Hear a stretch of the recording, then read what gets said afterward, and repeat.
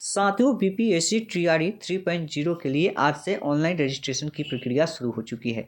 लेकिन साथियों, आपको सोच समझ के रजिस्ट्रेशन की प्रक्रिया को पूरा करना है। जब आप रजिस्ट्रेशन करने जा रहे होंगे तो वहाँ पे आपसे सीटेट, बीटेट, स्टेट का डिटेल्स आपसे मांगा जा रहा होगा। तो वहाँ पे सर्टिफिकेट नंबर में आपको क्या डालना है, ये आपको थोड़ा सा समझने की ज़रूरत है, क्योंकि पिछली बार बहुत लोगों ने एनए डाला था और एनए के बाद उनको दिक्कत हुआ था। इस बार इसमें क्या डालना है, हम सारी जानकारी आपको इस वीडियो के माध्यम से देने वाले हैं, तो वीडियो को आप अंत तक जरूर देखिएगा।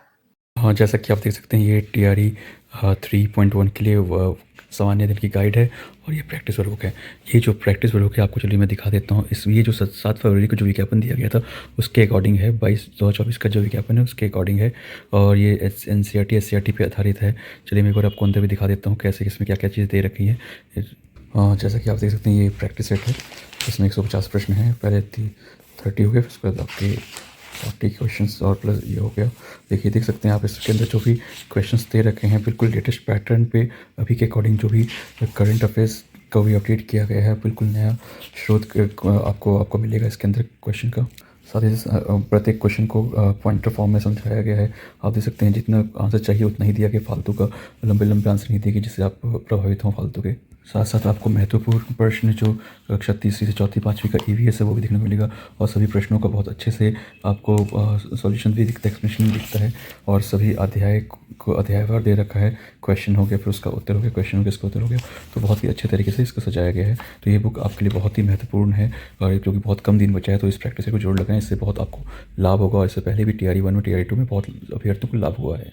साथियों, जब पिछली बार डिटेल्स मांगा गया था तो वहाँ पे जो आपका सीटेट का डिटेल था वहाँ पे बहुत लोगों ने एनए डाला था और खुद वहाँ पे जो ट्वीट करके अतुल प्रसाद जी ने बताया भी था कि अगर आपके पास कोई सर्टिफिकेट नंबर नहीं है तो आप वहाँ पे एनए डाल सकते हैं। इस बार आपको एनए नहीं डालना है। इस पर क्या डालना है इसके बारे में हम लोग चर्चा करेंगे जब आप रजिस्ट्रेशन प्रक्रिया पूरी करेंगे, यानी कि जब उसके लिए पोर्टल को आप ऑन करेंगे तो कुछ इसी तरह का इंटरफेस आपके सामने आएगा। जब आप यहाँ पे सिलेक्ट करेंगे, यानी आप जब अपनी योग्यता चूज करेंगे, मान लीजिए आपने अपनी योग्यता चूज किया क्या, सीटेट का पेपर 1 या बीटेट पेपर 1 या दक्षता परीक्षा, जो भी आपने सिलेक्ट किया यहाँ से वही उसी के अकॉर्डिंग आपका यहाँ पे बॉक्स खुलेगा और उसी के अकॉर्डिंग अगर आप 1 to 5 के लिए खोलते हैं तो यहाँ से आपसे सीटेट का सर्टिफिकेट नंबर मांगा जाएगा, ठीक है। और इसके बाद इशू डेट मांगा जाएगा। आगे दिखाते हैं आपको। आगे जो है आप देखेंगे तो यहाँ पे आपका बीटेट के लिए भी मांगते हैं या सीटेट के लिए आप बढ़ते हैं, यहाँ से भी आपको सर्टिफिकेट नंबर और यहाँ पे आपको इशू डेट मांगा जाएगा। वैसा ही आपको स्टेट के साथ भी देखने को मिलेगा, पेपर 1 चाहे पेपर 2 के साथ। तो अगर आप सीटेट हैं या बीटेट हैं या स्टेट हैं तो आपको यहाँ पे क्या डालना है इसको थोड़ा सा सावधानीपूर्वक आपको समझना है, क्योंकि यहाँ पे अब आपको एनए नहीं डालना है, क्योंकि जो सीटेट का सर्टिफिकेट आता है उस पर आपका सर्टिफिकेट नंबर नहीं होता है, आपको भी पता है। तो वहाँ पे आप लोग क्या डालते थे, एनए डालते थे। और यहाँ पे क्या हुआ, स्टेट वाले में भी आपको कुछ वैसी चीज़ें देखने को मिली है। तो इसमें डालना क्या है, यह बहुत ज़्यादा कन्फ्यूजन आप सभी के मन में हो रहा था। तो चलिए हमने सोचा कि क्यों ना आपको हम वीडियो के माध्यम से आपकी जो है जो भी मन में जो शंकाएं चल रही है उसको दूर करें। तो इसके लिए हम लेके चलते हैं आपको जो बीपीएससी का जो ऑफिशियल नोटिफिकेशन आया था उसमें हम आपको चीज़ें दिखाने वाले हैं। साथियों, यह नोटिफिकेशन जो है बीपीएससी ने जारी किया था 7 फरवरी को और इसमें यह बताया था कि कैसे आप ऑनलाइन जब फॉर्म भरेंगे तो उस समय कौन सी सावधानी आपको बरतनी है और कौन कौन से डॉक्यूमेंट आपको देने हैं।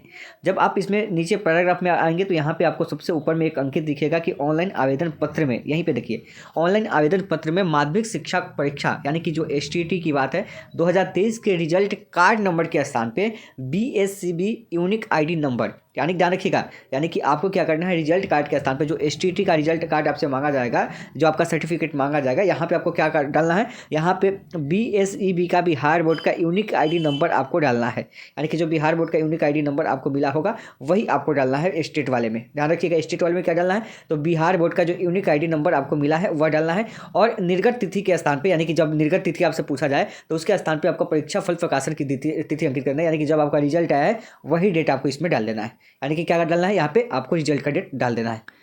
जैसे यहाँ से आपसे पूछ रहा है कि सर्टिफिकेट नंबर की बात हो रही है तो यहाँ पे आपको क्या डालना है, यहाँ पे बीएससीबी का जो यूनिक आईडी नंबर है वो आपको डाल देना होगा। और उसके बाद इशू डेट में आपको क्या डालना है, जब आपका रिजल्ट आया था, जिस दिन को आपका रिजल्ट आया था, जिस तारीख को, वही आपको यहाँ पे फिल करना है।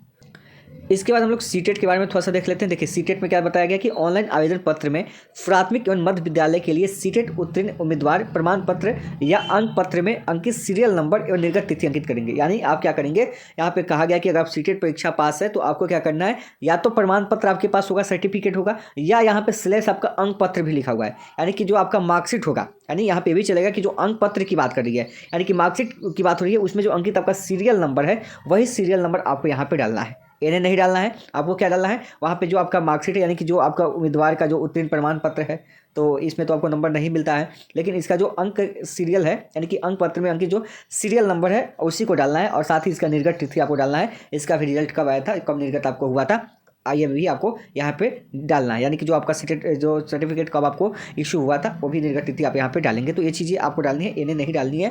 तो उम्मीद है जो आप लोग को दिक्कत आ रही थी, यह दिक्कत यहाँ से आपकी दूर होने वाली है। तो जब भी आप साइबर कैफ़े से फॉर्म को फिलअप करवाएं, तो साइबर कैफ़े वाले, सभी साइबर कैफ़े वाले क्या करते हैं, इसको नोटिस को देखते नहीं हैं। कुछ लोग देखते हैं, कुछ लोग नहीं देखते हैं, और कुछ लोग जल्दबाजी में फॉर्म को फिलअप करते हैं, तो वे लोग इन्हें करके ही निकल जाएंगे। तो फिर क्यों, जब यहाँ पे नोटिफिकेशन आपका दिया हुआ है तो उसी के आधार पर आप फॉर्म को फिलअप कीजिए।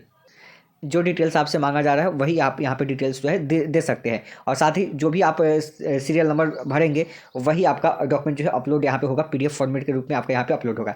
यहाँ हमने आपको चारों बताए हैं। आपको जॉब में आपको जिसमें अप्लाई करना है, जैसे 1 to 5 में करेंगे तो आपको सीटेट का पेपर 1 या बीटेट का देना होगा, ठीक है, या 6 to 8 करेंगे तो वहाँ पे भी आपको सीटेट का पेपर 2 या बीटेट का देना होगा। फिर 9th 10th के लिए करेंगे तो आपको स्टेट का देना होगा, 11th 12th के लिए करेंगे तो स्टेट का पेपर 2 देना होगा। तो उसी के अकॉर्डिंग जो भी सर्टिफिकेट आप नंबर डालेंगे वो आपको यहाँ पे डाल देना है, और साथ ही इशू डेट आपको डाल देना है। अब एक बार फिर से बता देते हैं, स्टेट के लिए आपको क्या करना है, बिहार बोर्ड का यूनिक आईडी नंबर डालना है, और सीटेट के लिए आपको क्या करना है, जो सर्टिफिकेट नंबर है या आपका मार्कशीट का सीरियल नंबर है वो आपको डालना है, और इश्यू डेट आपको वहाँ पे डाल देना है। तो उम्मीद करते हैं जानकारी अच्छी लगी हो तो वीडियो को लाइक कीजिएगा, चैनल को पहली बार देख रहे हैं तो सब्सक्राइब कीजिएगा। मिलते हैं नेक्स्ट वीडियो में नए अपडेट के साथ।